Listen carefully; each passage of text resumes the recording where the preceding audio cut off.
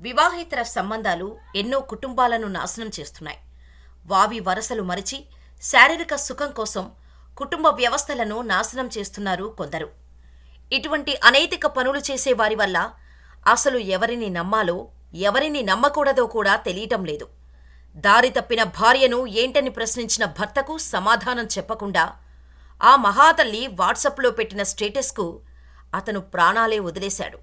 ఇంతకీ అసలు ఆ వాట్సాప్ స్టేటస్లో ఏముంది? ఈ ఘటన ఎక్కడ జరిగింది? కాంచీపురం జిల్లా పెరునగర్ గ్రామానికి చెందిన కుప్పన్ మకాన్ రామ్ కుమార్ అనే 30 ఏళ్ల వ్యక్తి 7 ఏళ్ల క్రితం జయసత్య అనే యువతిని లవ్ మ్యారేజ్ చేసుకున్నాడు. వీరి అన్యోన్య దాంపత్యానికి గుర్తుగా 5 ఏళ్ల కుమార్తె, 3 ఏళ్ల కుమార్తె ఉన్నారు. అయితే వీరి ప్రేమ పెళ్లికి ఇరు కుటుంబాలు ఒప్పుకోకపోయినా రామ్ కుమార్ ఫ్రెండ్ కురల రాసన్ దగ్గరుండి వీరి పెళ్లి చేశాడు. అప్పటికి కురల రాసన్ రామ్ కుమార్ కుటుంబానికి మరింత దగ్గరయ్యాడు. ఈ చనువుతోనే వీరి ఇంటికి రాకపోకలు జరిగేవి. కొన్నిసార్లైతే రామ్ కుమార్ ఇంట్లోనే పడుకొని పోయేవాడు కురల రాసన్. హ్యాపీ ఫ్యామిలీరా ఇక అనుకుంటున్న టైంలో జయసత్య అతడితో చనువుగా ఉండేది. అలా వీరి మధ్య సాన్నిహిత్యం పెరిగింది.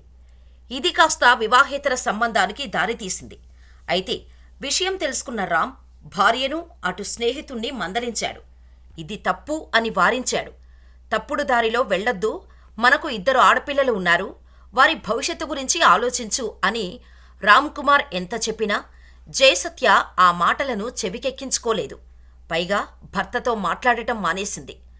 భర్త అలా అడగటాన్ని అవమానంగా ఫీలైన ఆ మహాతల్లి అంతటితో ఆగకుండా జయసత్య, కురల రాసన్ ఇద్దరూ చనువుగా తీసుకున్న ఫోటోలు, వీడియోలు సోషల్ మీడియాలో పోస్ట్ చేసి అవే ఫోటోలను, వీడియోలను వాట్సాప్ స్టేటస్గా పెట్టింది. ఇది చూసిన రామ్ ఒక్కసారిగా షాక్కు గురయ్యాడు. వెంటనే ఇంటికి వెళ్లి భార్య జయసత్యను ఈ విషయం గురించి అడిగాడు.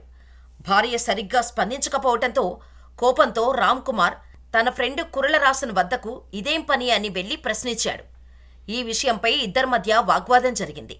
చేసిన ఎదవ పనికి క్షమించమని అడగటం మానేసి రామ్ కుమార్పై కురల రాసన్ దాడి చేశాడు.